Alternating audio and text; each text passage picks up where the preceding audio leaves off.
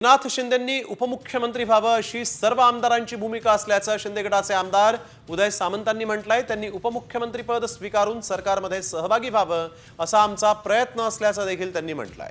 तर भाजपचे नेते गिरीश महाजन यांनी देखील शिंदेंनी उपमुख्यमंत्री पद स्वीकारावं असं म्हटलेलं आहे।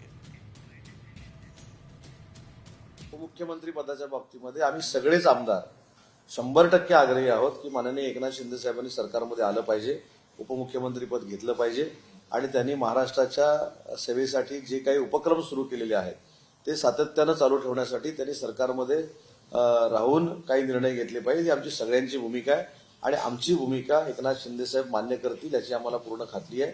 त्याच्यामुळे शिवसेना म्हणून उपमुख्यमंत्री म्हणून माननीय एकनाथ शिंदे साहेबच असतील हा आमचा विश्वास आहे। उपमुख्यमंत्री पदाच्या भूमिकेत दिसतील का एकनाथ शिंदे? असू शकतील, का नाही। मागच्या वेळेला 5 वर्ष देवेंद्रजी मुख्यमंत्री असताना त्यांनी लगेच उपमुख्यमंत्रीपद घेतलं, तेही घेतील। राजकारणामध्ये अपडाऊन चालू असतं, हे अपडाऊन नाहीच आहे, पण तसंही होऊ शकतं, का नाही व्हावं।